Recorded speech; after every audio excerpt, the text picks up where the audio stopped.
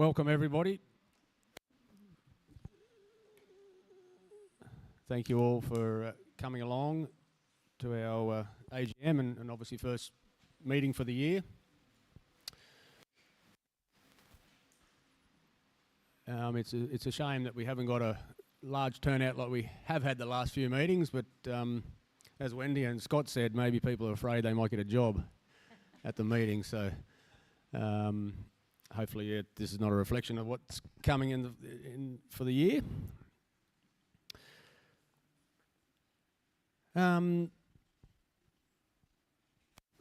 Thank you to people that have nominated for positions too, and we'll discuss that soon, but we've got a few new people on the committee, or nominees for the committee, which is very nice to have. Look, last year we had a good year. We obviously had Parrots 24, which was a great turnout, and I think everyone that turned up there enjoyed themselves and got some value out of it. Even Rod. Look, it was really good. We all enjoyed it. We enjoyed running it for you, and we think it was very successful. And we do aim to. We are just discussing about doing one next year, but we'll hopefully develop some ideas and bring it to the meeting in meetings to come, to the members in meetings to come. We had the North Brisbane Bird Sale again in April. That was a great turnout. We had a lot of birds there. Didn't quite have the public this year as we had previous years, but it was probably due to our public holiday falling at the same time and people going away. So look, we've penciled in a date for 17th of May for this year for our one, and it'll come out in the next newsletters and magazine with some information on it, and grabbing a table and turning up for that one would be really, really good. The shops had a really good year. I won't go into it too much. Jude's got a bit of a shop report, but for Tara and her team, they've been an absolute godsend to us in the last 18 months since we've moved to this new site. It's been really, really good, really pleasing. It's going ahead in leaps and bounds, and it alleviates a lot of the stress and worry for the committee, particularly Ben and Scott, who do a lot of work behind the scenes for the shop as well. And lastly, in last year, in end of August, I think it was, we had the Spectacular Expo at Ipswich, which was more of a reptile show and display and sale, but Tara and the guys took the shop along there for the weekend. I think it was the 2 days, just to try and get the word out about the Parrot suppliers, and yeah, I think we got some good feedback there. We had a few new people that came along that hadn't heard about the shop before and bought some stuff, and a few even signed up as members, which was really nice to see. So look, we had a good year last year. Hopefully we'll have a great year this year as well, and keep kicking on forward. So look, I'll hand over to Jude for a bit of a Treasurer's report. Scott, you've got the meetings from... Do the AGM. Yep. Do that. Yep. I'll read the AGM minutes from last year. So, short version. Brief overview last year. Last 12 months is basically, we had to move out of the shop. Everyone knew that. We'd only been here, 3 months at the AGM. Best decision we made. Basically, if we had to stay at the old place, the club and the shop wouldn't be here. Simple as that. The money that they were going to ask was just going to cripple us. So come here. We've seen a slight increase in sales for the financial climate, which is great. Slight members have been buying a bit more stock. This is from 12 months ago, don't forget. Been several price reviews. So back then, some of our prices were dropped down. So yeah, look, the store runs on a 27% markup, basically, and that 27%, so for every $100 we sell, the shop gets to keep $27. That covers wages, rent. The shop does subsidise the club for some things, like Ben will be able to tell you more, but like the printer, like all sorts of stuff, our bookkeeper, that sort of thing. So yeah, to have the profitable shop is vital for the club. Otherwise, it just costs too much. With the decision about the magazine, keeping it six editions or dropping it to 4, and so we decided to drop it to 4. Treasury report members was 2,465. Shop had 10,211. eSaver 3,315, and events holding was 7,000 because we were running Parrots 24. The trust audit was passed. $532 and term deposit of $10,000. Geez, you'd think I could grab a page, wouldn't you? Magazine, that was discussed. So general business, AV Trade Online, need to push members to use it. The online process we've changed is easy. Nominations positions were President Brent Ruby, Vice President Rod, Treasurer Jude, Secretary myself, Editor Kerry, Promotions Officer Bree, Assistant Promotions Donna, Membership Registrar Annette McGuire, AviTrade Katie, General Committee was Ben, Mark Davies, Kel Biddle and Jude Udina. So,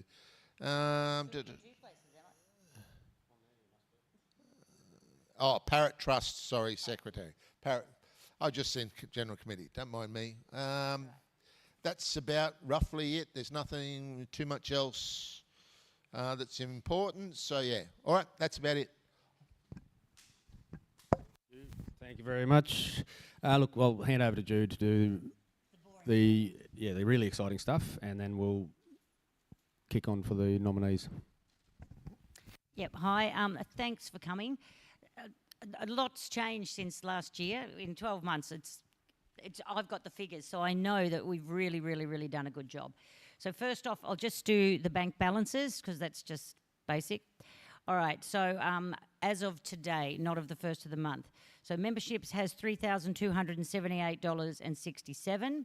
The shop account has $13,086.22. eSaver has $10,005.90. I popped that aside because we've got the big Hagen's. Is it Hagen's order that's going to be about 25,000, so I want that in the background. Events has still just got $177 in it. We'll just leave that there. And the trust has, this is a big one from here, which was $500 and something last year, is now $49,108. I'll take questions later. We've been selling a lot of raffle tickets. So net position of the club is $76,330. So, I mean, I'm managing to pay all the bills. There's some monsters coming at the end of the month, but I'm just hoping the shop is doing so well that it's growing and then I spend it all, and then it's getting it and then I spend it all. But we're getting ahead. We're slowly creeping ahead. So I will tell you the shop report now, and this will kind of sum it up. It's, a little bit long, and yes, from Tara. Thank you, Brent. From Tara. I did not make this up. So for the past year, so strong growth, which the audit will also back up. So strong growth and positive developments. And there's a lot of good reasons. So I'll do the short version. Revenue growth is up by 6%. All right, now this says for customer demand and reflective sales strategies, because they're trying all sorts of different things to get everyone engaged so that you will go, oh, I'll just buy that, it's so simple, right? Best-selling categories is the most popular thing sold in 2024 was 20 kilos of peach face. The highest grossing product is Passwell Complete Lorry 20 kilos. And the highest gross profit was Tops, all sizes pellets, and that's at 4.5. So that's why we get Tops in, because it's a really good product. It makes us a lot of money. Online versus the store, right? 37% of sales were generated online, while in-person and phone sales accounted for 63%. So people still like to have the personal touch, and they want to come in and touch and feel and talk to a real person. Total transactions, so the shop this year did 5,345 orders, and that's a 6% increase. So, I mean, any increase is great, and that's a lot of work. Those girls have packed up a lot of boxes, and Adrian, of course, is a bloke. But it's great. They work really, really, really hard. The volunteers work really hard. I know Pauline packs a lot of boxes, and she's fabulous. And so, yeah, we're very, very grateful, and we're so happy the way the shop has performed this year. So social media is a big deal. So Tara's very good at this, and so is Kerry and others. But putting it all out there so that we can share it and like it and feed it, and then it sort of generates actually cents. Each time it's liked and whatever, we get a cent or 5 cents or something. But it reaches thousands of people. So it reached 48,500 people, right? Which is, it probably reached more, but that's what ticked up. And that's a 32.5 increase. So if you're getting the information out there and, the sales and all the different things, there's a great flow-on effect from that. So they're trying, new products. This year, Pretty Bird and Harrison pellets were brought into the store. And Pretty Bird is kind of like a very good alternative to Supreme when that's running a bit short. And Harrison, some people just love Harrisons, and so that's a good loyal base there. So they're going to try, which is us, all of us, Nutriberries. And for toys, there's a lot of great toys out there. So there's some Chinese producers, or what do you call them? Manufacturers. Yeah, manufacturers. So we really want to go down that path. They have some really great things. It's just about ease of getting it and all that sort of stuff. But they're going to try and work that out, which is great. And trying to stop, this is what she says, reduction in stock shortages. So when nobody likes to come in and go, look, I've got none of this left. So they're trying to streamline the core product range so that, that doesn't happen. And it should create additional physical space and enhance shipping efficiency and free up resources to introduce and promote new products and special offers. She's she's a wordsmith, that girl. Customer service enhancements. So they've just spent a couple of days trying to revamp the shop, just make it a bit more, it's lovely anyway. I love it every time I come down. But yeah, to make it easier for people to see stuff and see the sales and all of that. And, so the next little bit is we remain committed to increasing brand awareness. So we got to get stuff out there. So there was the major pet expos that they went to, and they're continuing to going to do bird sales, community events, participating in local gatherings. We've even talked about maybe going to night markets. It's also a lot of fun, but to get more people in the community who've got a budgie or something aware, it's a great thing. So you get a couple of new members, they tell their friends, blah, blah, blah. And yes, it's basically about educating and, engaging with the community. So support for the Parrot Society of Australia.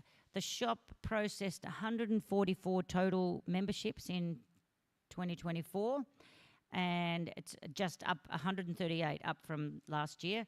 95 were brand new members, and others that were returning from a little bit of an absence. So in conclusion, she's written about expanding our product range, enhancing customer experience, and supporting parrot enthusiasts across Australia. So with all the postage and all that is a bit tricky, but there's a lot of people that just can't come to the shop. So getting it out there and having sales and increasing it all over Australia is a great thing. So she wants to thank the team. They've all been amazing. We love them. We wouldn't be here if it wasn't for Tara and the other girls. And the boy, Adrian. I forget about Adrian. He's such a good lad. He really is. So that is it is really, really promising, but the factual promising thing. So this is the audit from this year, the past year. So this has got the Parrot Trust in it, and it's also got the Parrot Society of Australia. So in summary, this is what I'm just going to tell you about this. Anybody's welcome to have a sticky beak. Don't take it out, please. It's the only copy I've got. So this is the wind up of the year of the shop, which I think is really good. And so this financial information is from the 1st of November 23 to the 31st of October 2024. Okay, so currently the financial statements show a net profit of $86,014, which is a significant improvement on the previous year, which we lost. This is what last year was a shocker, $34,000 loss. So we've turned things around. As you've all been seeing it, it's just amazing. I'm so proud of everybody. So that's down $34,000 and up $86,000, which is pretty damn good. So there's a couple of major factors. So we had to borrow money, which everyone knows about. We were talking about it, I don't know, a year ago. So we borrowed money from Shopify, which is the platform that we use and different things. And so that was fully paid off. It was $60,000. It was repaid in 12 months. But that got us out of the sticky situation where there's, you know, the moving and the cost of refurbishing and blah, blah, blah. So so all of this means this is all paid off and we still made $86,000. So we had some long-standing debt to this gentleman here. Scott Hovelraud has put his hand in his pocket several times to just get us through, to get the bills paid, to get the rent paid, to get the move done and different things. So that was quite a significant amount of money, and we managed to pay that all back. And there was, and still, that's the fact. That's how much we made. We still made 86 grand. So even though the bank balance today is not spectacular, it's been amazing. It's just like it's creeping ahead. Wages come out of that. Yep, wages and everything comes out of it. So, which is incredible. And the girl, you know, the wages are, I don't know how many $1,000. I pay them all the time, so, but I don't know how to add it all up. Oh, hell, God, I shouldn't say that, should I? Being the treasurer. I never thought about it. I never thought about it, but it's like $1,200 a week for wages. So that's like $50,000 or maybe $60,000 for wages. So, does that cost us about $80 a year, does it? Oh, that's terrific. Yeah, I know that now. No, I probably did know it, but I just forgot. So this is from the auditors as well. So there was almost $50,000 increase in the stock on hand. So that means, oh, I'm getting told to wind it up. Okay, that means that we've got more stock, so we own more stuff. So it's all positive. Everything is positive. So some other areas to note is increase on online sales, up by 25%. So $320,000 in 2023 to $407,500 in 24. Increased revenue generated by memberships and convention, which we did make a bit of money there, which was nice. Decrease in shop sales, but this is a slow trend over the last few years because online's sort of taking over. And in comparison with previous year, more income derived and less expenses than prior years, resulting in a good profitability year. So in their opinion, the Parrot Society has been a profitable year, and there are several positive signs outlined in the figures in the accounts. So I'm very proud of all of us. Basically, that's it. What else did I have to tell you? Just about the Parrot Trust, that's another thing. The audit is there, so you can look at that. We had a donation, a bequeathed, something like that, but someone passed away and left some money. We don't know the whole full details yet, but it was a very generous offer of $50,000. So that went into the trust, and when we have another further discussion about the trust, we will be choosing a program, a project to use that money wisely to go, which is wonderful. We don't, the directors. No, the directors. Okay. So that's it from me. Any questions? Thanks, Jude. And if you want any information or to have a look at these later, you're certainly welcome to. Look, I can't see now. We'll wrap up the AGM. Look, the all positions were declared vacant at the moment, and due to us only having nominations for a person for each position. I can read, there's no voting needed today, and we can read out the new committee as it stands. I'd like to thank the committee that we have had for the last year, and as you can see, we've done a good team job, which has been great, and we've enjoyed ourselves. So thanks to the committee that we have had, and thank you to the ones that have put their hands up again. So I'll just read out the nominated members or nominated committee for the year to come. So just in order I've got here, Katie Cook again has put her hand up for AV Trade. We have two new people. Eva Chu has put, Eva's here today, thank you Eva. Eva's going to take over the editorial role from Kerry, which is really good. So as of this point, Eva's just dropped straight into it, and no. Kerry will obviously work with her over the coming mags to bring her up to speed, and I'm sure between them Kerry won't be disappearing. She'll still be there to lend a hand whenever you need and to help find articles, etc., because it's always fun. Kim Pullen. Kim's not here today. Kim has come on a general committee. Kel's general committee again. Ben is sales and shop. Mark Davies is general committee again. Thanks again, Mark. Annette, memberships. Kerry will be doing some promotions, and once Eva's full steam ahead with editor. Scott is secretary. Jude is treasurer again. Rod's vice president, and I'm in the president again. So look, thank you to particularly the two new ladies that have offered to come on and help the committee. It's great to have some more people on board, and I'm sure you'll fit in with us well. We're a fairly easy bunch to get along with, so I'm sure. So look, that's the... You want to do that after I close it or not? Oh, okay. There we go. Well, let's go for the general business then.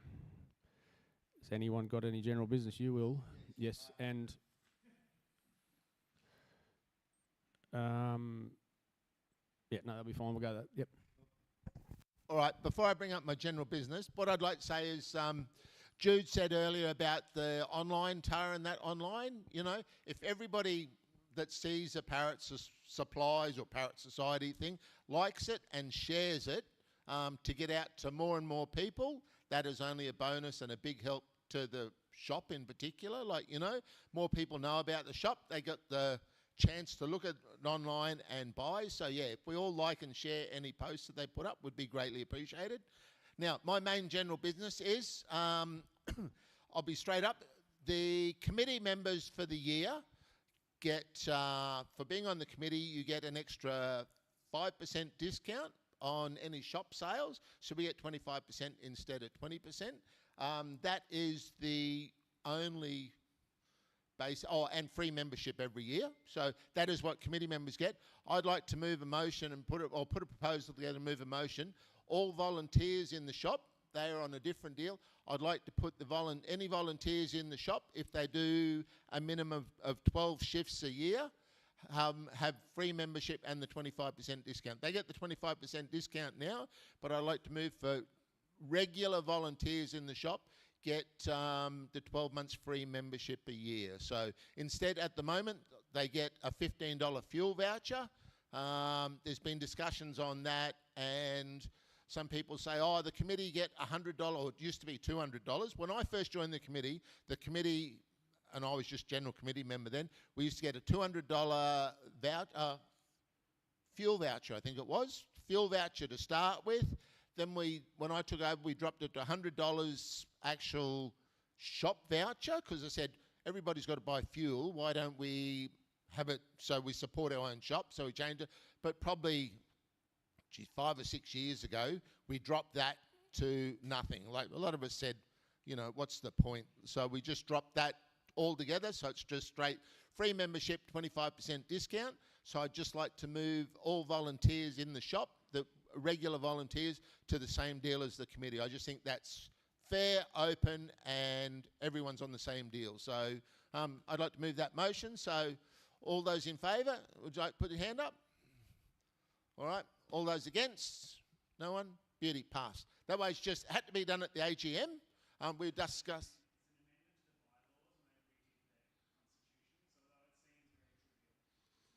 Yeah. Yeah, so it's just basically legal jargon. So that's all that I have. So, yeah, all right, beauty. Thank you.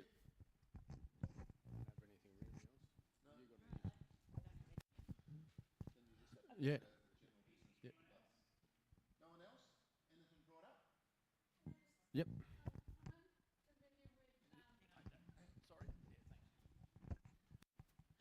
Thanks. I'm unfamiliar with the membership fees apart from my own, and I think I pay once a year. Is there any option of having, say, a 3 or 5 year membership so we can pay that up front and forget about it, and you get the money to put to a better use? There's a 2-year membership, Is that? but that's it. 2-year, what do we got? Pensioner? Just because of the way Full member, pensioner, 1 or 2 years and a 6 months. So only 2 years, that's all. Okay, so I'm the pensioner one, so is it, can I do 2 years or is it, I can, okay. So you wouldn't like to increase that to get more money for you to use? Just in case something happens, Yeah, you know, so we all die in a bus crash and there's nobody to take over the club, the committee and the club files, like, you know. also because costs increase a lot more over that 3 to 4 year period, so our membership price, although it maintains the same, does climb. So, yeah, so there's various reasons that I don't know too many clubs that okay. do that. But, yeah, and it's a safeguard to you as much as us. Yeah, oh, In case something happens. So, it wouldn't worry me, but no, I'm just saying, but like, yeah, so. yeah. Can you use the microphones, please, Bill? I remember you had 2 up there. Is this going? Yeah, so I got an email not that long ago, and the person had passed away. Someone was trying to recoup some of the membership, and it came to $19. So, It was a law firm that was trying to. Oh, okay, yeah. yeah, so just for an example of that, if you had 5 years, and then we'd have to be going through all that nonsense to maybe return $100. But yeah, okay, Couldn't you put a clause in it that it's non-refundable? that's a Ben question. Thank you.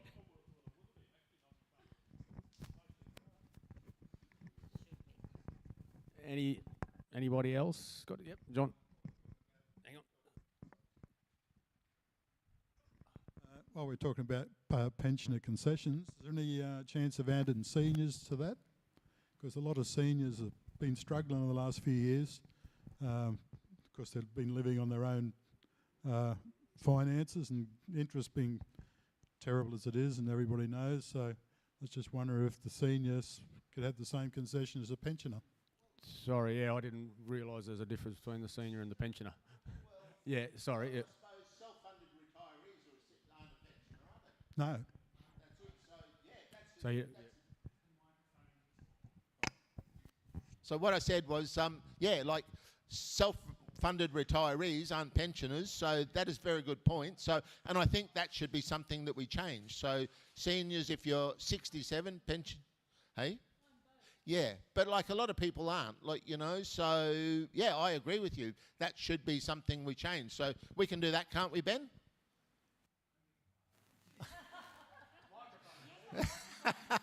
Yeah, I know, but legally wise, we can just change that, can't we? So, yeah, I think as of today, like all those in favour of that motion of John, yep, beauty. That's. So while I'm talking, Go for it.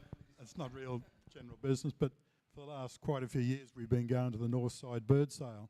Any chance of looking in the future for a South Side one? We might get a lot of South Side people in instead of the same area all the time.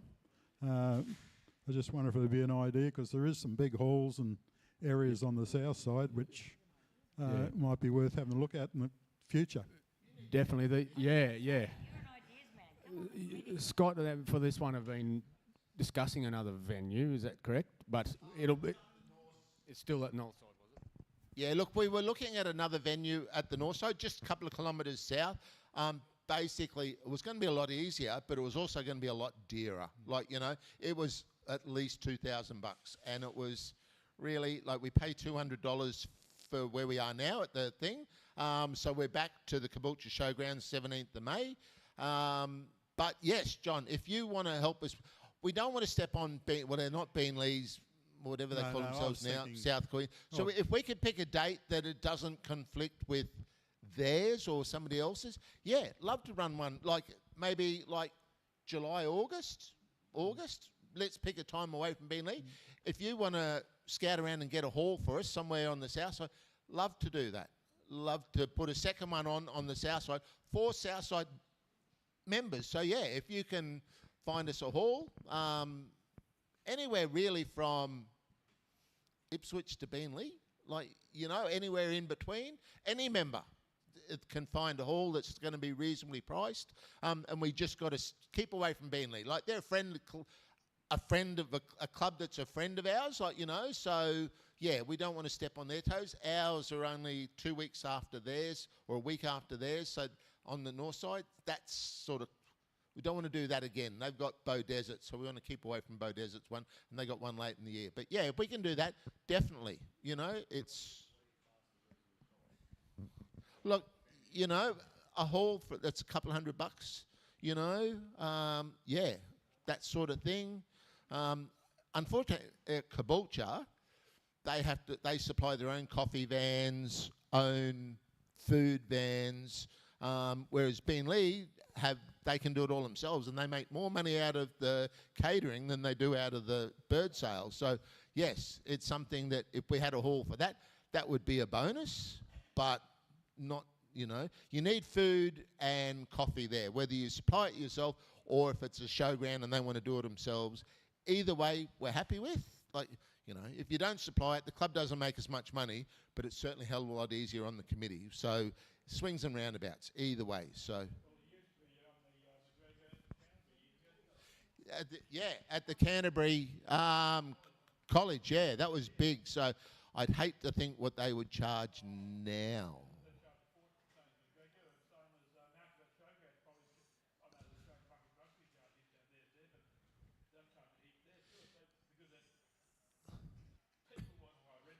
Yeah. No, that's it. That's the beauty of there, like, you know. So, and for the last couple of years, like, Martin has allowed us to use Beanley or Southeast Queensland, whatever they call themselves, their tables, which has been a bonus. And he's just got their club has got a voucher. They've just taken seed or something out of the shop for their raffles. So that's been a great thing, you know. So yeah. So, but yeah, it's just like. We don't need to make money from these bird sales. Great if we do. Like, we have the shop there. It's not a great turnover of the shop, but it's more to showcase our shop and our products. But yeah, as long as we don't lose money, if it's $500 and it's a decent thing and we get it covered, and yeah, it's great. You know, it's all exposure. That's all it is. So yeah. All right, Klaus? Yeah, look, is that on? Yeah, on the end. It's okay having a mid-year show, but if you're going to look at September, October, the biggest problem with that is it's the middle of the breeding season starting, and all the breeders I know won't go because they got eggs and chicks and stuff. That's it. So that's the only problem you're going to have. July would be, you know, Yeah. July, early August. Early August at the latest, Yeah. because August is the start for the general middle So range smaller parrots. That's it. So I forget when Bow Desert sale is, but yeah, if we could get one July or something, I'd be happy with that. So yeah, End of June, Bow Desert. So okay. yeah, if we could get one mid to late July, that's enough. Bit of a distance. End of July, yeah. Yeah, Otherwise you it gets know. too cold in August. Yeah, Another true. reason people won't come. Yep. So yeah. So yeah, John. Oh, hang on. I'll get my runner, John.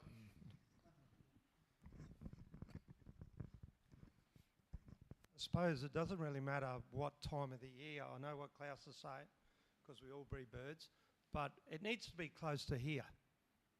You're moving all your stock from your shop to the sale. Yep. As for selling birds and buying birds, people are going to come and go, like on the north side. We used to have it at Thornlands or Logan, out that way. Yeah, in that whatever. Yeah. beautiful big shed. So we need sort of somewhere closer to here.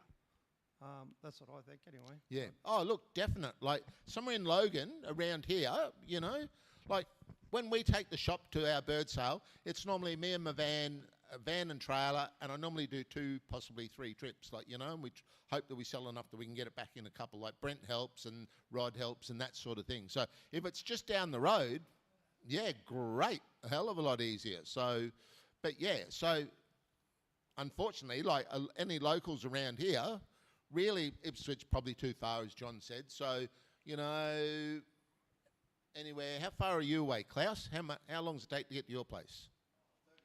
So anyway, from your place in the west to Beenleigh, southeast sort of thing, you know, anywhere in that sort of vicinity to Cannon Hill, like anywhere there, yeah, if we could find somewhere, and it's not going to interfere with any other bird sales in southeast Queensland up to, say, well, Gympie, you know, yeah, love to, you know, so yeah.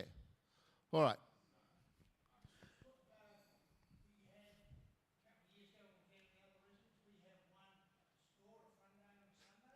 Yep, that's it. Like we had a little open day and sale at the old property.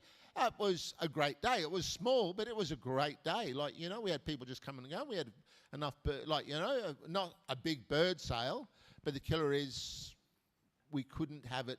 You could put it in here, hire this for the day and put it in here. But if you have it outside under marquees, if it's raining, it's going to be a complete failure, you know. So, and I had said, let's do one here, but we'd have to ask if we could put birds in here for the day. You know, they allow us to, we rent this. All right, so we'll leave it at that. Oh, Mark. Good afternoon. Thanks, team. Just as you're all aware that we now produce a newsletter to bridge the gap between the magazines, I'm just wanting to inform you that if you're not receiving them, can you just check your other inboxes, because mine have been going into a box that I don't even use, and I'm giving Tara a bit of a rev up about sending it out, and I'm not receiving it. Then I'm checking my boxes, and there it is. So if you're not receiving, or you think you're not receiving the newsletter, can you just check your other email boxes that you have? And I hope you're enjoying it, because I'm enjoying doing it. Thanks, Mark. That was my next thing to say. So, yeah, well, yeah, look, check your spam, check your junk. Ours have gone to with Gmail, it's gone to a promotions section box in our Gmail. So, check them regularly and you may see it. And yes, thank you very much for doing these, Mark. They've been really good. We've all enjoyed reading them, and it is a great way, because we have gone back to the 4 mags a year and of just sharing information and getting some information out about the club, some happenings, and sort of chewing the fat through a newsletter, basically. So, no, it's been really, really good. And while Mark's enjoying doing them, we'll enjoy reading them and keep him on the job. Look, if everybody, that's all for everybody, that's great. Yep. You're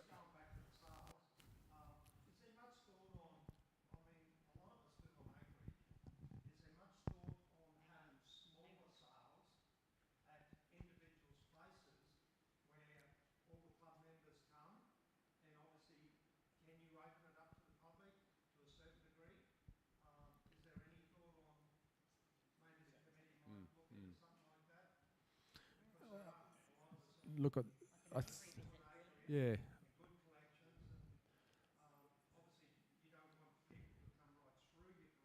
Yeah, yeah.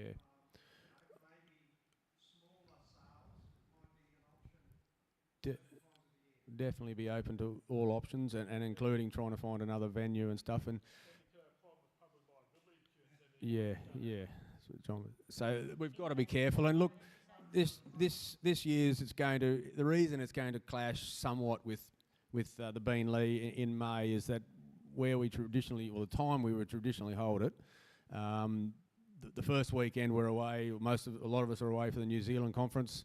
The next weekend's Easter. The following one was the Anzac Day, and then the one after that was going to be the Bean Lee sale, so we've had to go out further than we normally would, and it's just been one of those years for timing, so it's been a bit unfortunate that way. So Well, on your thing, John, I think the club's public liability would cover that, but I would be against it.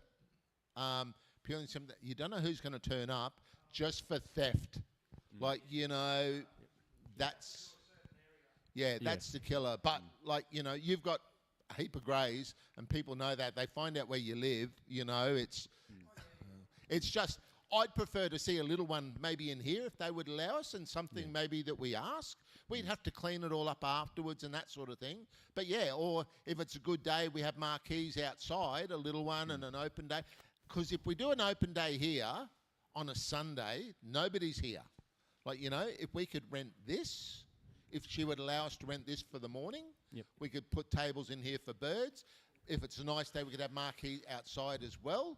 There's no work for anybody. Like, we just set up the tables, invite people, and it's brilliant. Like, you know, I don't know how many tables you get in here. You probably get, say, 3 rows. It can be a small sale, and it's no hassle. Yep. Yep.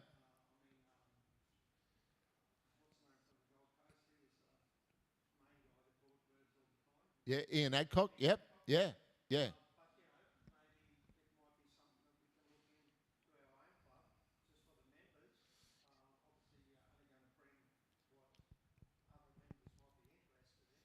Yeah, true. So, all right. Well, if people want to like look around for a hall on this in this area for that as a big sale, but yeah, we will make inquiries if we can rent this out on a Sunday morning. Sunday's the best time. Unfortunately, the sale at Caboolture can't have a Sunday because of the big markets, so that's why we always have it as Saturday there. But a Sunday here doesn't interfere with anybody. So if it's fine, we can have it inside and outside, but otherwise, you know, but yeah, like a small sale here, that's something that, yeah, we'll endeavour to look at mid-year. Like, you know, if we can't get a hall to have a south side, we will try and definitely have one. If she allows us to rent this, we'll definitely have one here this year in July or something like that. Only has to be, you know, you get, I don't know how many tables, but you get 3 rows of tables in here. So we'll get more than the old one there. And yeah, normally winter's nice and sunny. We very rarely get bad weather in winter in Brisbane. So yeah, and we have it outside, it'd be great, you know. So yeah, definitely. So, and they're a social get-together as well. Yep. You know, but yeah. Thank you very much. Look, we can have more of a discussion of that while we have a barbecue later. If you've got any other ideas, certainly bring them up. No, there's no more time for questions. Yes, definitely, maybe. The new date is the 26th of April. Yeah, so because obviously the weekend we normally would hold it is Easter, so but that'll be in the new mag that's in your mailboxes now, and the next newsletters and everything. So, look, thank you for everyone for coming. I'd like to welcome Kieran Orland or Alland? Ayland. Oh, I was way off. Oh well, we'll go with what you decide. Thank you very much for coming along. Oh, yeah, sorry. Kieran's here to talk about his work with the eastern ground parrot, and this would be a species of bird that not many of us certainly would hear about. And Haven't you got a mini collection at home? well, shh. That's why I can't hold the bird sale at my place. Yep. So look, welcome, Kieran. Sorry we've taken so long to get to your presentation, but I'm sure it'll be well worth it. Don't forget, Katie's got tickets. If you haven't grabbed a couple of tickets, do so.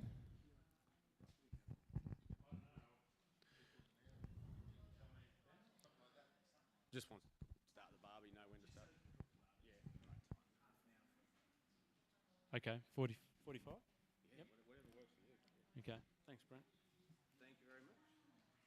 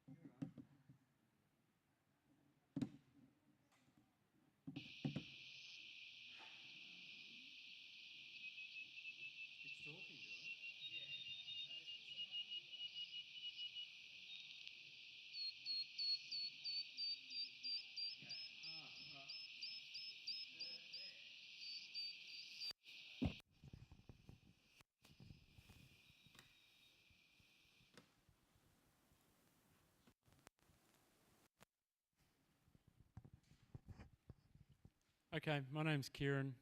Can you hear me okay? Yep, okay. Has anybody seen a ground parrot, night parrot, any of the ground parrots? They're all ground parrots. Where? Oh, yeah, yep. Yeah, okay. So,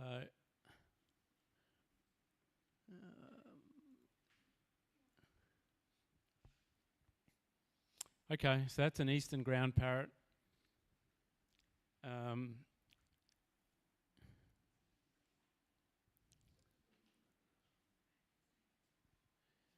Okay, I'll just start with some acknowledgements. Chap called David McFarland had a career as a research biologist with QPWS, Queensland Parks and Wildlife Service. That was several decades ago, and did a lot of field work on ground parrots in southeast Queensland. So virtually everything we know about them came from a lifetime of work by him, and he was helped out by a team of volunteers. Included in that was a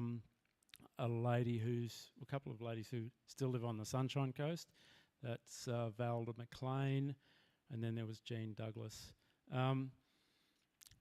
Is anybody here familiar with the Action Plan for Australian Birds by Stephen Garnett? Yep. Okay, so... Sorry, Ben?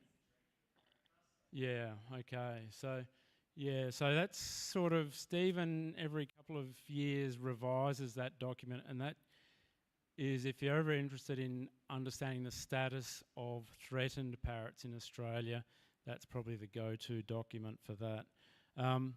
The problem for ground parrots, the ground parrots, is that they're so cryptic. There's very little decent information that tracks changes in their populations over time. So with conservation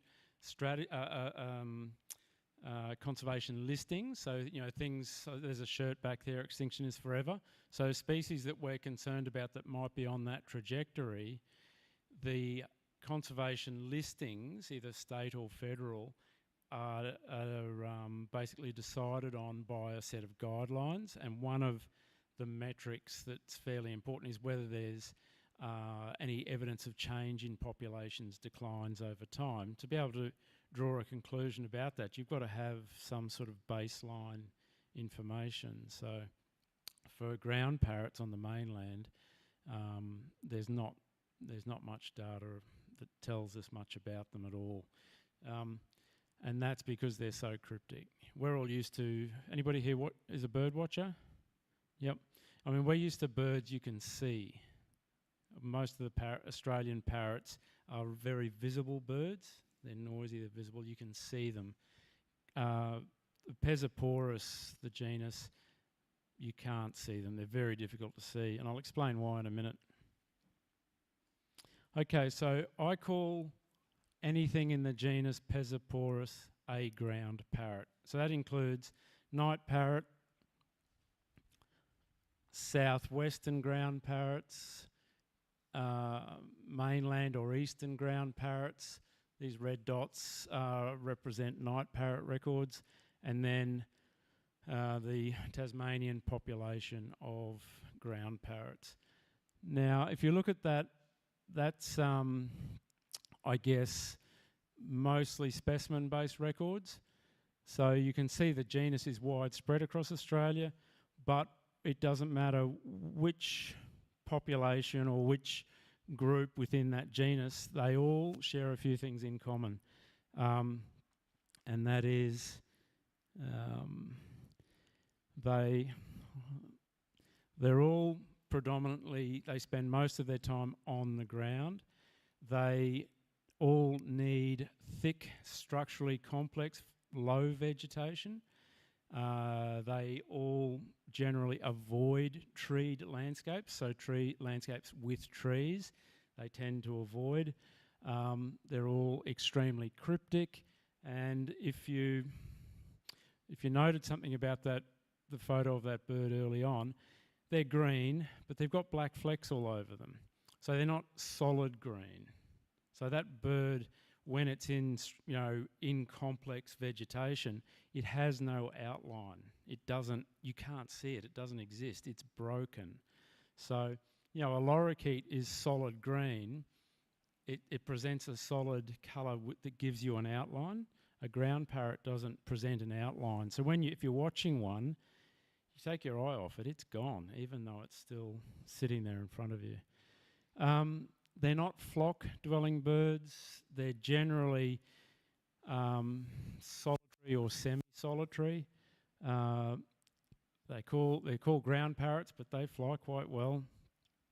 Their flight is it's swift, it's very direct, and they won't fly generally, they won't fly voluntarily in daylight. You've got to flush one to make it fly in daylight.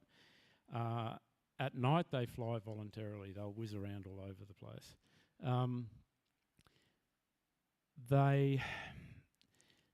They probably can travel long distances, but they generally don't. I think that's probably the safest way to say that. So young or adolescent birds are the ones that tend to turn up in weird locations, smacking into plate glass windows somewhere kilometres away from where they've come from. So remembering that they're travelling voluntarily at night, which means that their ability to find suitable habitat and stuff is probably quite limited, and they probably move into and out of patches of suitable habitat next to the one that they're currently in, so they probably use local knowledge, but they don't migrate, they don't travel hundreds of kilometres like swift parrots do or musk lorikeets do. So they're generally quite localised. So I'm talking about wild pesiporus parrots in the bush. Okay, so how do you make sense of their populations? How can you find these things if you can't see them? You can, I guess, the way we used to do it was stomp through the sort of habitat where you can expect to find them and try and flush them, like you would with quail or something like that. All of the birds, regardless of the population or the landscape where you find them, they occur at low density. So I tried to work it out one day. We monitor them with these things. So we use sound to find the birds, and Alina and I have had several long-running projects, and where you deploy these in the heath that they live in on the Sunshine Coast, and you've got to walk out into the heath to deploy these. So I know how far I've got to walk or how far we've walked to deploy these things, and I worked it out one day. You've got to walk about 8 kilometres in heath to flush one bird. So if you want to go walking, looking for ground parrots in heath, forget it. Don't even bother. I'll say something about the heath they live in. It's very thick, and the way I tell if it's suitable for ground parrots, if you trip over, you won't land on the ground. The vegetation's so thick that it's like an enormous mattress or something. So, but generally it's low. Like the height of the vegetations that they like is not much more than waist height. But to walk through it, you've got to walk like this. You can't walk through it. So it's hard work. So if you want to see ground parrots, go to somewhere where they come out to an edge for a food resource. They will come to slashed edges or mown edges of patches of heath that they're living in. And the sort of spots you'll find them on where you can see them is aprons of airports and stuff like that are adjacent to heath. You will see them in daylight. Night parrots are a ground parrot. They're all very similar. Sure, they'll fly around at night and they will be active at night, but their main activity periods are late afternoon and early morning. So they're probably more crepuscular than nocturnal. And I think that's the same for night parrots too.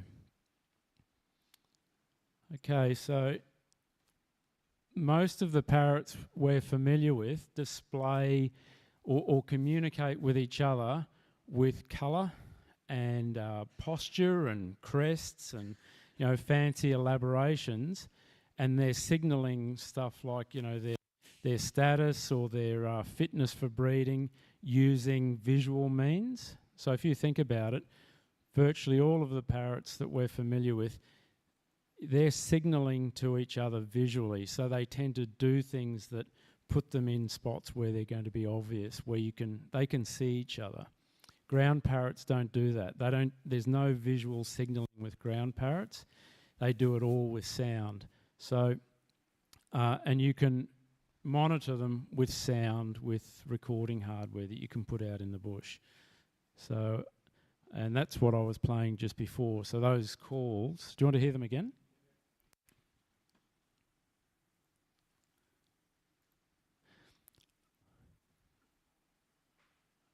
Hold on.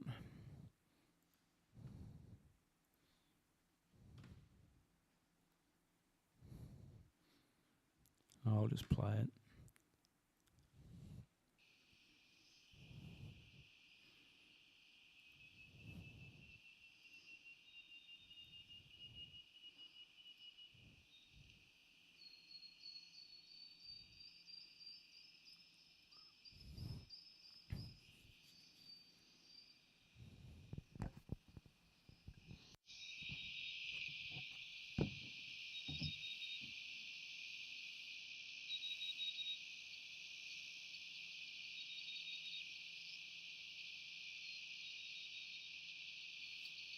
Can you see that little green line there? That's what you're listening to at any point in time. That's a call there.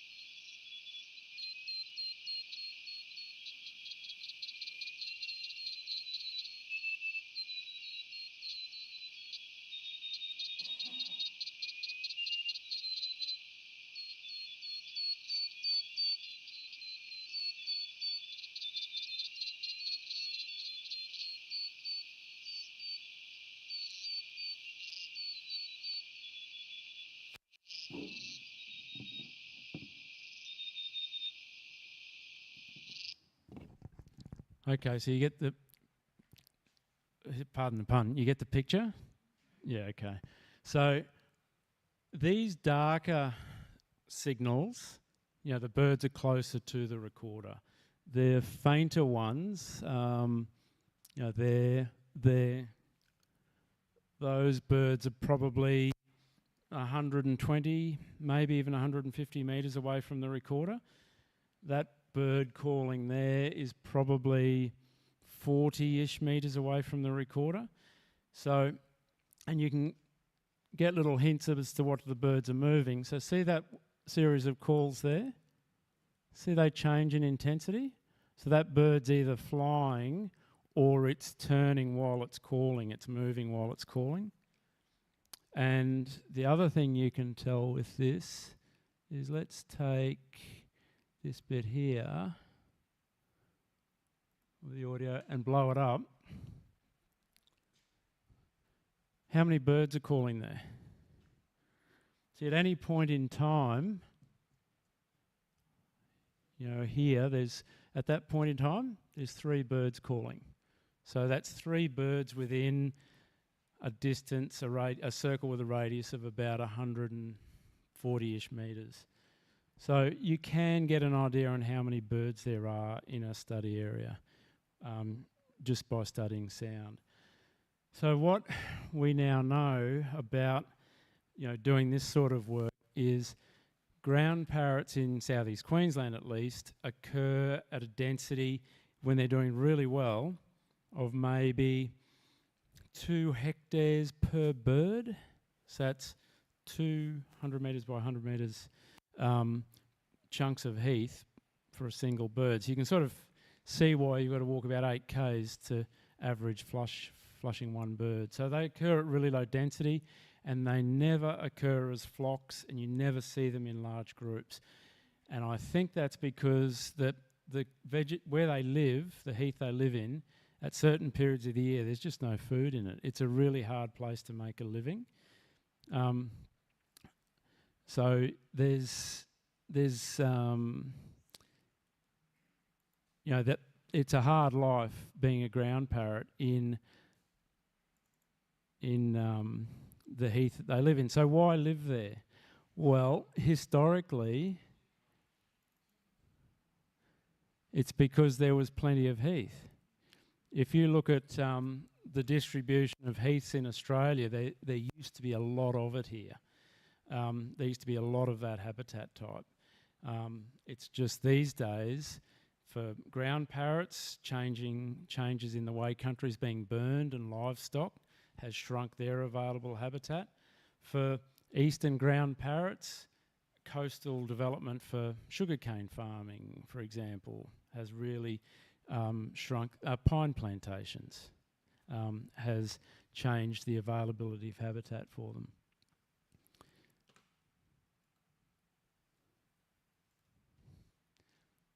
Okay, I'll just check. Okay, so using sound, we've done a lot of sampling in southeast Queensland. DES, the threatened species guys there, have done a lot of monitoring work up in the Cooloola area. Do you know Cooloola? Yep, which is sort of north of the Noosa River, south of Tin Can Bay. We put recorders out at the Wide Bay military training area a while ago, and we know pretty well now where there are still ground parrots in Queensland. Now, ground parrots used to occur all the way down the eastern Australian seaboard in heaths, from basically Poona, Burrum Heads, all the way down through coastal New South Wales, right across into Victoria and possibly even South Australia. So right now, at this point in time, there are no ground parrots between the Sunshine Coast Airport and Evans Head in New South Wales.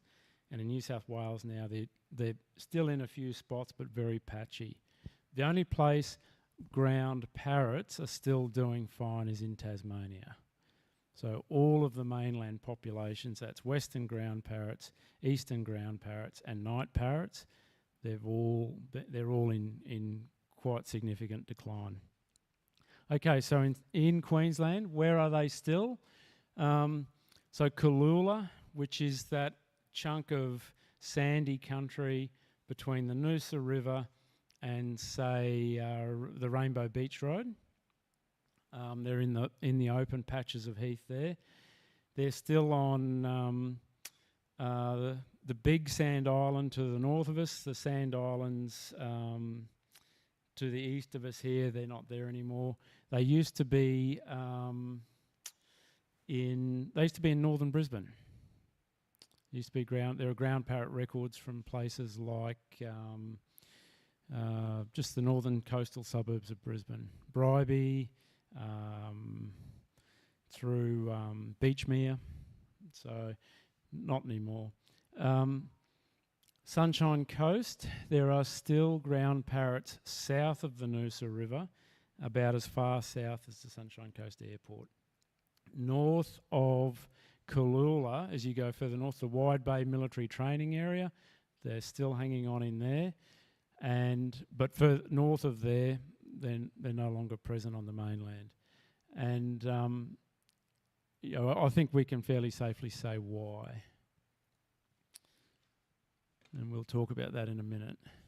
Okay, so what will they tolerate, or what do they like? Well, they'll certainly tolerate artillery fire. So in the Wide Bay military training area, there's ground parrots living in the artillery range itself, where the tanks are firing cannons, knocking holes through big plates of steel. And in that particular situation, because of the tracer fire and stuff, there's spot fires there all the time in those heaths. And that's probably why there's still ground parrots there. At the Sunshine Coast Airport, there's a helicopter training, all sorts, 737s, they're quite fine with that. They are absolutely dependent on fire, but they have an uneasy relationship with fire. So all the Eastern Australian heaths are all plant communities that do burn, and they need to burn periodically for recruitment for all the plants that live in them. So ground parrots have this uneasy relationship with fire. What they don't seem to tolerate is trees. If you introduce trees into a landscape, the ground parrots they'll either disappear or they'll only occur away from the trees. And the other thing that's probably a big problem, but there hasn't been any research to look into this, is the size of the heath that they're living in is probably critical to whether or not they can breed there. They need big heaths. If you go chop a heath into bits with fire trails and stuff like that, and trees grow along the fire trails, which they tend to do, you don't have a big heath anymore, you have a series of small ones. And that's what's happened on the Sunshine Coast. So small. When I say a small heath patch, I'm talking about something that might be 100 metres across, 150 metres across. It'll support one or two birds, but it won't support a breeding event.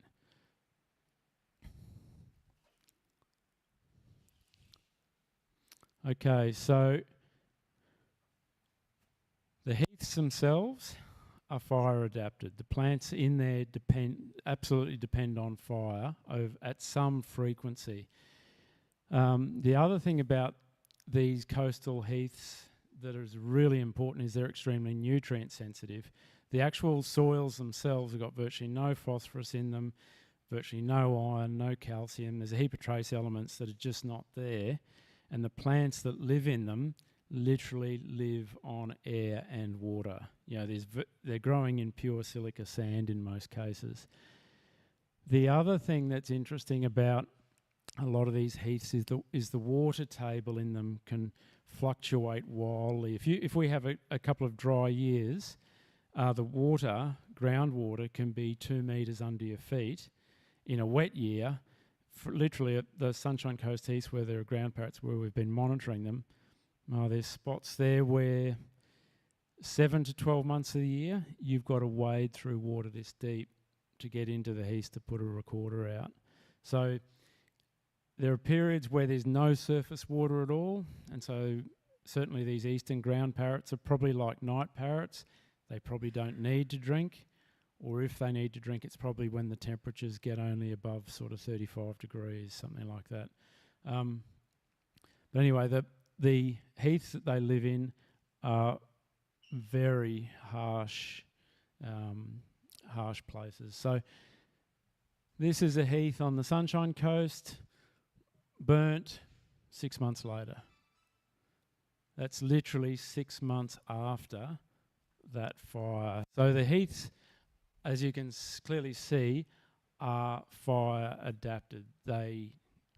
Fire's part of the deal. And that is partly where the challenge lies in maintaining ground parrots, because it's hard to manage burns when you've got thousands of people living next to these heaths. Now, these are a couple of papers. I just put them in there. I'll read a few quotes out to you.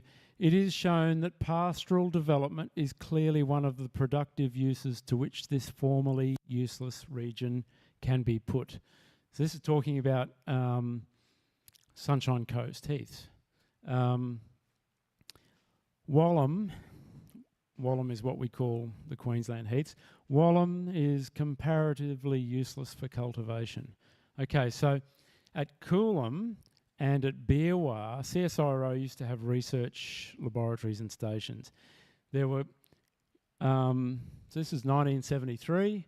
W. Bryan, and there were labs there that were doing field trials, working out how much phosphorus, how much copper, how much calcium, how much sulfur you had to add to heath soils to grow pine trees or to grow sugarcane or to grow pasture for cattle.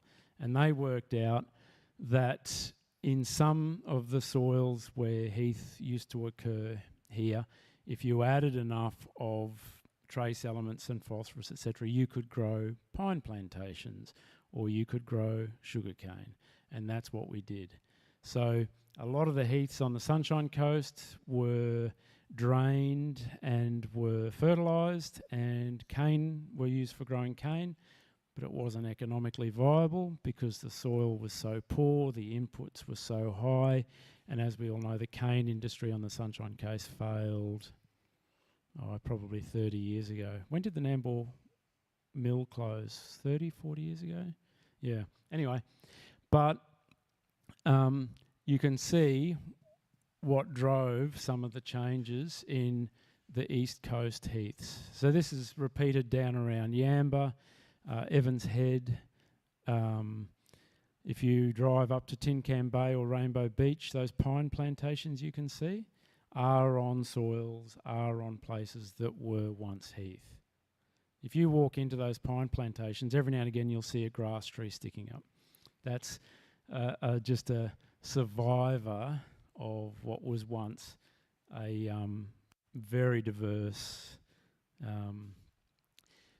vegetation community. To give you an idea, this is Mountain Creek on the Sunshine Coast. This heath here, if you run a 20-metre tape measure out across it and walk along that tape measure and count the number of species of plant that are immediately under your tape measure, so that's not off to the side, at least 20 species of plant. They're like miniature rainforests, a lot of diversity, but every single plant that lives there is adapted to very low nutrient availability. So what happens if you increase the availability of nutrients? This is what happens. See that bright green stuff? See all that? That's the consequence of trying to grow lawn on sand. That's Dolphins Leagues Club at Noosa. I ran into the groundsman there one day and I said to him, this is all on pure sand. I was being a bit of a smart ass. This is on pure sand, isn't it? He goes, oh, yeah. I said, so how do you get such nice lawn to grow on it? And he said, well, a commercial, a contractor comes every 3 months and fertilises it for us. So where does the fertiliser go? It's sand. Well, they irrigate it and then it bleeds out. This is a slightly elevated patch here. It bleeds out into the heath. You can see it? So if you go into these green patches and have a look, everything's been turbocharged, including the weeds. So see these green bits here? There? If you go and have a look here, you'll see a stormwater discharge point. So the road, the houses, all of this hard surface, the water coming off it, the lawn clippings, the dog turds, it all winds up in a ecosystem that is adapted to low nutrient and very low pH. So some of the Sunshine Coast heaths, if they're wet, and we're wading through them to put audio recorders out, the pH of the water is so low that it stings any scratches you've got on your legs. So the pH in Wallam Heath in the water can be as low as 3.5. So the other thing that stormwater does is it lifts it, the pH starts to creep up. So does it have to be this way? No, it doesn't. You can go to places where the development has been done carefully. Can you see any? No, you can't see it. So you can literally stand on somebody's lawn there in the fire buffer and you can step into a Wallam Heath, 0 weeds, 2 metres. That's how how good management can result in close coexistence of two totally different systems, if you like.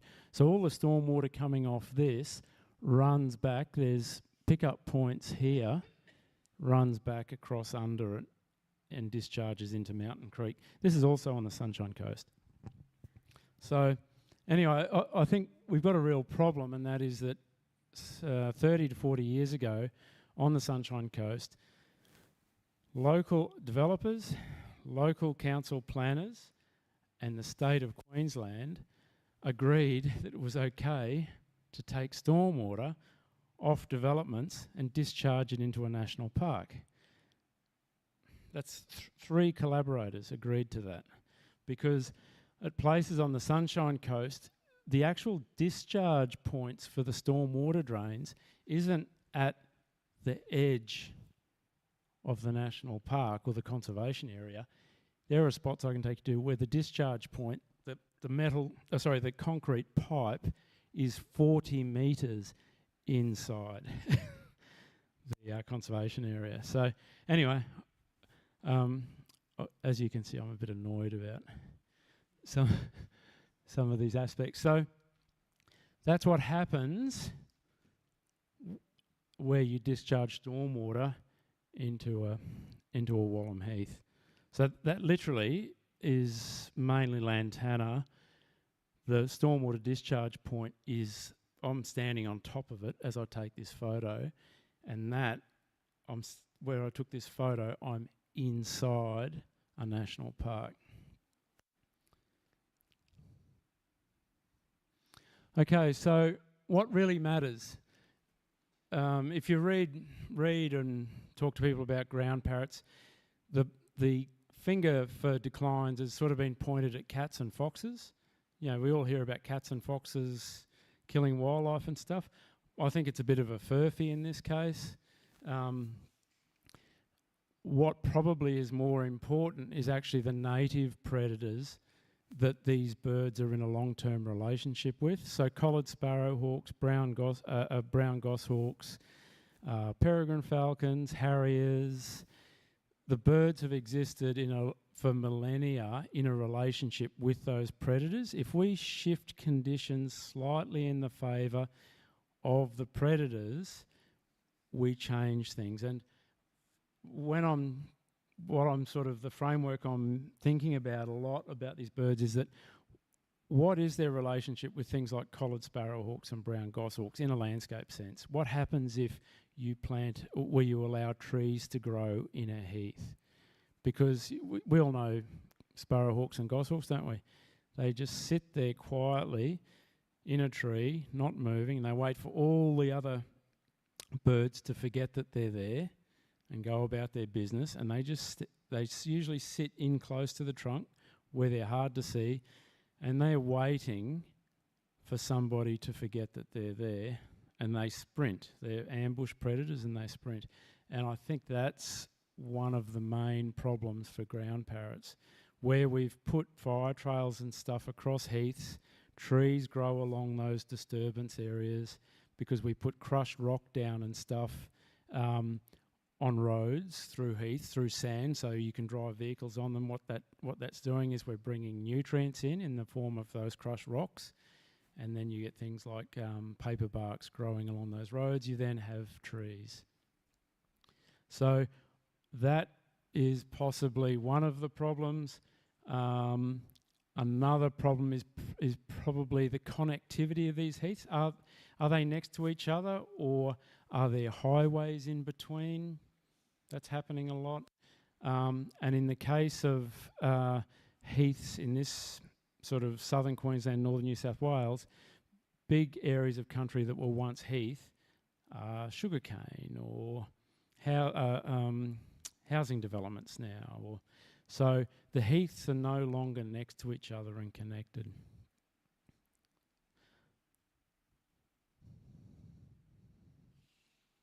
Now, it's not just about ground parrots. The thing about the reason I think ground parrots are useful is I'm thinking a bit sort of a broader context. they share these heaths with other species that are also dependent on the heaths to be in good condition. So there are 3 endangered frogs that live in the same heaths. So it's the Wallam rocket frog, that's the Wallam sedge frog, and that's the Wallam froglet. And you've got other creatures there too, like grass owls, eastern chestnut mice. There's a whole suite of critters that also live in those heaths and require them to be in good nick. Why ground parrots? We can study them easily. We can use ground parrots to tell us what the conditions are like in heath if it's in good nick. Right. Now, just quickly...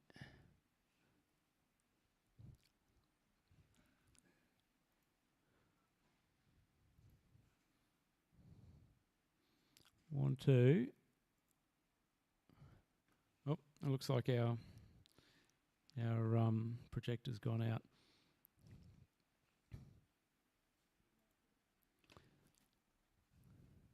I was going to just show you some stuff with Google Earth, but don't worry about it. Anyway, has anybody got questions?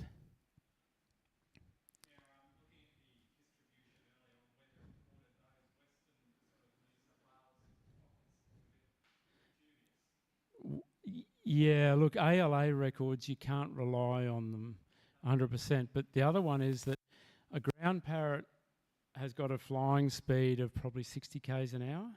Young adolescent birds do dumb things and wind up in weird places. So they do turn up sometimes up to a couple of 100 k's away as dead birds. You're stuck in the grill of someone's car or smacking into a plate glass door somewhere. They do turn up in weird spots. Yep. Yes, correct. Yep.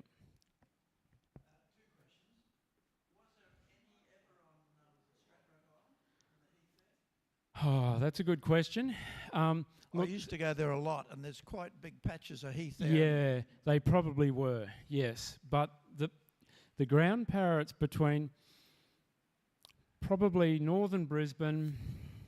Okay, I'll just step back a little bit. Fraser Island, Gari, big sand mass. Virtually all of the western side of it has got heaths. 2019... 75% of those heaths burnt in one hit. So the problem we've got, we can get by without it, Ben. The problem we've got is if they're isolated and they're not able to move between heaths like they used to be able to because we've chopped these big holes in the connectivity, if you've got a population that's sort of, let's say, Stratty, and look, there would have been ground parrots there certainly up until probably the 1930s, possibly. Yeah, probably the 1930s is when they would have dropped out of there. But it only would have taken one fire burning in the wrong direction to mean that to push them either over into ocean or to forest. You push with fire, you push ground parrots to a landscape where there is only forest, they're doomed. If you push them, like for example, there was a fire at Evans Head a few years ago that burnt right to the beach. And it was a fire that came in around Heath, and what happened afterwards, there's an eddy current at Evans Head, high tide, the next high tide, dead ground parrots on the beach. Those birds got pushed out over open water, and I don't think, when there's a fire, I don't think they fly back over it. I think they only move away from it in front of it. And yeah, so that last slide, I asked the question, how many eggs, how many baskets? If we want to keep these birds in as wild, free-living birds, how much connectivity do we need? How many heath patches? How close to each other? This is stuff that I think we need to start thinking about. So the western ground parrot it's not far from being functionally extinct. It's a bit hard to get a hard number out of anybody, but there might only be 150 wild, free-living birds left in a couple of patches. Yeah, southwestern Australia. They once had huge distribution there too. Yeah, I have seen 2 huge fires over there, one in the 80s, one in the 90s. So I thought if there was any, they would have had it. But you're talking the 30s, you know. And the second question, is it all sound now to look for the birds? Have they stopped this emu line of stomping through the heath? Because I know the birds hate that and leave. Well, we might have to do that at some point soon. There's a possibility of some genetic work being done just to try and work out how much diversity is left in some of these populations. To do that, somebody's got to catch birds. I'm not sure how that's going to happen yet, but generally, I wouldn't bother trying to do anything to monitor ground parrots that requires me to see a ground parrot. I just wouldn't bother. We've tried infrared drones. You put anything overhead of those birds, they just disappear. So, yeah. But did you notice those calls I was playing? Did you notice there were lots of birds calling at the same time? Okay. Ground parrots do a really neat thing. They coordinate their calling to 2 periods each day, just before sunrise, just after sunset. Any ground parrots in a piece of landscape call, and they do that. And you know, the day length changes over the year. I can predict within minutes, just because we've done so much sampling, we know at what time they're going to do that. So you don't have to record hours and hours and hours or days on end to know what the ground parrots are doing. We literally set these machines. You can program them to record whenever you like. We tell them to wake up at sunset and record for an hour and a half, and to wake up again and go back to sleep, and then to wake up an hour and a half before dawn and stop recording at dawn, and then we just get the recorder to record in 10-minute chunks, and I know which 10-minute chunk the birds are going to be calling in based on the different dates we've done the work on. You don't even have to look through so that's 3 hours of recording a day. We don't look through the whole 3 hours. We look through 2 30-minute chunks a day. And day to day, there's a bit of variation in how much they'll call, but if they're there, they will call. You know, if you've got ground parrots in a heath. It's so easy. That recording is, just so everyone's aware, one of the projects that's been put forward to the Parrot Trust is developing an AI to look at recordings for Coxon's fig parrot, because they aren't so predictable. So that's one of the projects that the club's looking towards at the moment with the directors, is how do I analyse that information, because they don't have Kieran to predict when they're going to wake up. Oh, well, for example, so that what Ben's talking about is developing a thing called a call recogniser to go and look through heaps of acoustic recordings for a target. You don't need to do that with ground parrots, because we know when they call. You know, you don't have to record for days on end. I mean, when we put these out, one of these things with a full set of batteries, these machines with a full set of batteries in it, it'll store 1,000 hours of recording.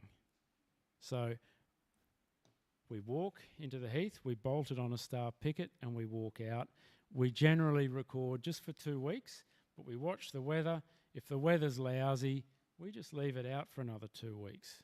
You don't have to visit it and change the batteries or change the SD card.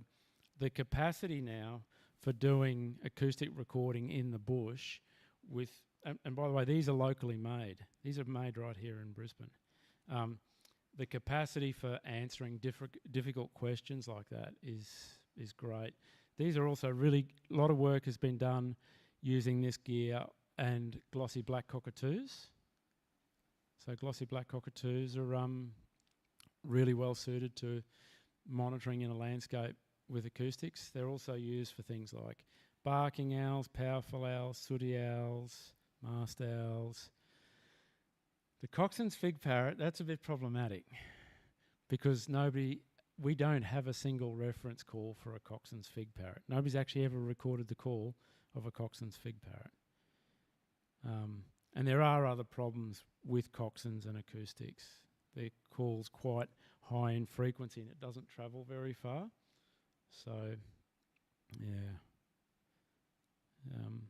Any other questions? Anyone else? Yep.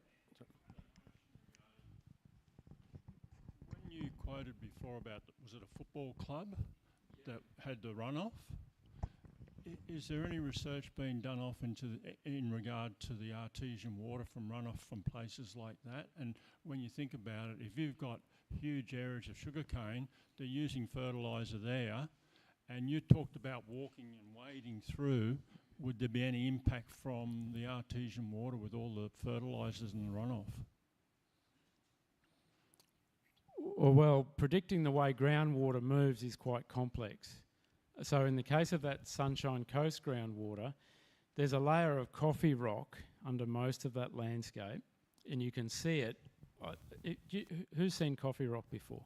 Okay, coffee rock acts as a layer of plastic in that sand soil profile. So you can dig down and say where, Dolphins Leagues Club, that heath there, if you get an excavator or something and dig down, you'd probably go down about 2.4 metres and you'll hit the coffee rock layer. And it's about... What do you mean by that? What's the definition of that? Coffee rock, okay. Coffee rock is literally a form of rock that involves organics. So wet and dry years, the water table does this. It moves up and down. So humus, so when you have waterlogged soil and waterlogged plant material, it doesn't actually decompose. It becomes peat, P-E-A-T, which is very high in what's called humates, H-U-M-A-T-E-S. So those humates get carried up and down in that sand with the groundwater.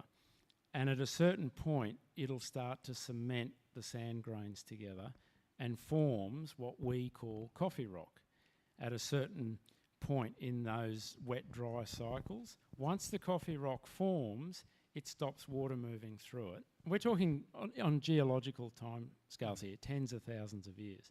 But once you get coffee rock in a sand soil profile, it then traps water above it and it traps water below it. Water doesn't move through it anymore. So those Sunshine Coast and Cooloola heaths trap water above the coffee rock, and you can dig down till you hit the coffee rock, and in a dry year, the water above the coffee rock might only be that deep. In a wet year, it's actually above the ground level. You're sloshing through it while you're walking through the heath. Below the coffee rock is another aquifer. So the point I'm getting at is it's complicated. So where are those nutrients moving? Are they making their way into creeks and out to the ocean, or are they bleeding back into these Wallam heaths that don't actually drain anywhere at all? If they're bleeding back into these Wallam heaths, which is what they're doing in some of these spots on the Sunshine Coast, Noosa North Shore, where people used to camp along behind those frontal dunes, go and have a look there now. There's a change in the vegetation on the inland side of those dunes in the heath. Is that from people taking a crap in the bush for the last 80 years? Perhaps. That's how nutrient sensitive these heaths are.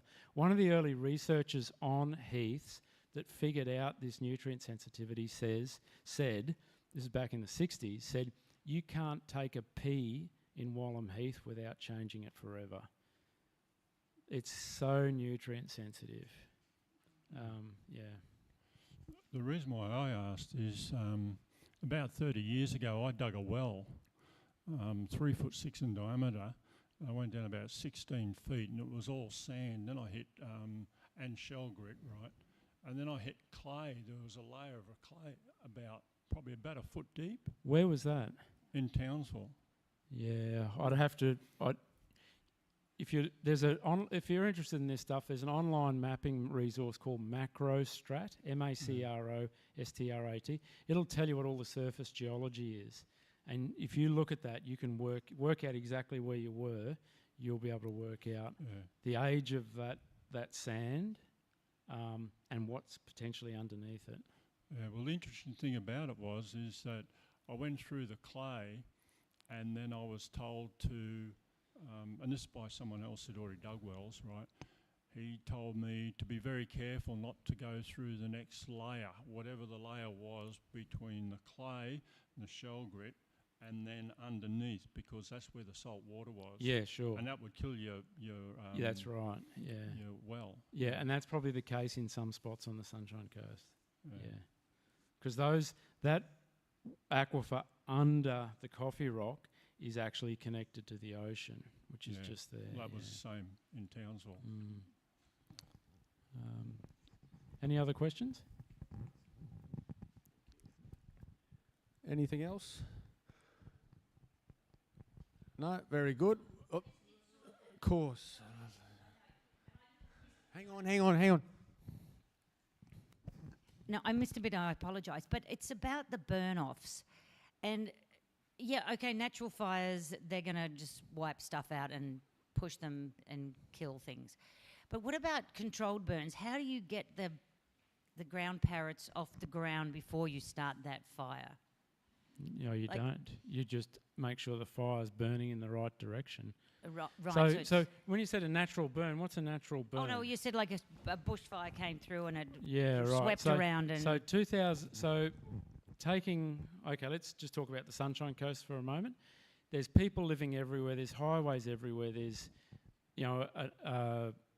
a international airport that doesn't like anything to inconvenience its flights. If you're a land manager and you're having to manage or conduct, use fire as a land management tool, it's very difficult to do it.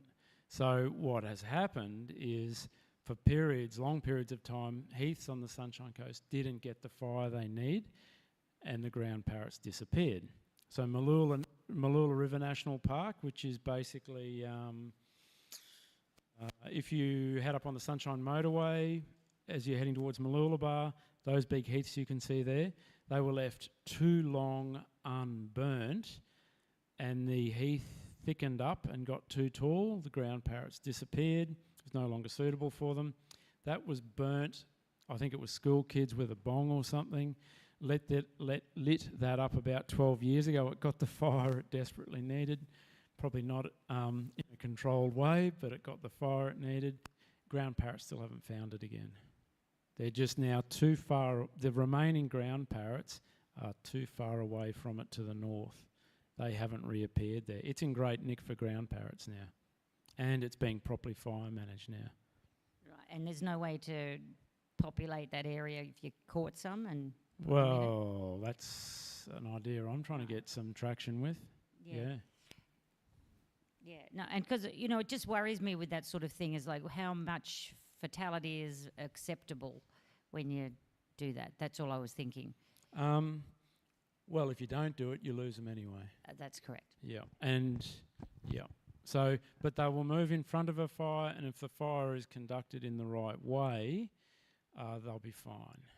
Yep, we think, yep.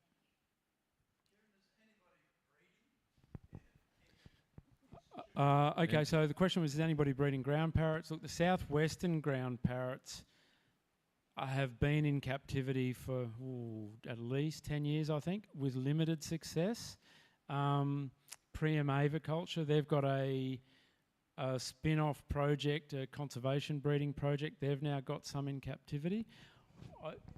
I used to be a member of the Parrot Society. I used to keep parrots, and if I was going to have a crack at breeding ground parrots in captivity, I would make sure that they've got solid roofed aviaries with nothing overhead that can cast a moving shadow. So not with clear alcinite or anything like that crows can hop over. Just solid roof, so that there's nothing moving overhead. They hate it because all of their ancestral predators came to them from above. They're really fine-tuned. You can see a ground parrot, if you see one on a track margin or something, and you can approach it, meter your way, no trouble, as long as you're moving nice and slowly, and it'll move away from you, but it's relatively unconcerned. To make it flush, you've nearly got to stand on it. But you put anything overhead, and it's gone. It goes they really they go deep into the heath, and that's where they stay. No, I was just wondering for reintroduction purposes, Ah, like the orange-bellied as an example. yeah. Look, I would argue that we don't need to if we manage these habitats properly. We shouldn't need to. Maybe what we do need to do is think about active management and moving birds round occasionally to ensure that there's genetic diversity in the heaths that are still in good nick for them. That requires people that know what they're doing. I don't know if Adrian Gallagher's, we're putting the screws on him to try and get this project moving. Back to orange-bellied parrots, there's a pilot project at the moment down in Tassie, and they're going to have a crack at monitoring them with these. I'm going to a shameless plug here. I now work part-time for Frontier Labs. They're in Yurong-Pili, and they make these recorders. We've been using them in our consultancy for nine years now, and that's why I'm able to say so much about, why we've got such strong lines of evidence about what's going on for ground parrots, simply because we were lucky. A decade ago, some people started making good quality hardware, and they're affordable, and by sheer fluke, they're local. Yeah. We better wrap it up. We've got some dancing ladies coming here in a few minutes, even though that might give a few old fellas a heart attack. Thank you very much for that, Kieran. That was great. Even though we were out cutting up onions, we were still able to watch it on the phone too through the video. So the living it come up good on that as well. So thank you very much. Look, round of applause. Thank you very much. And we've got just a little memento for your presentation. So Yeah, cool. have a photo.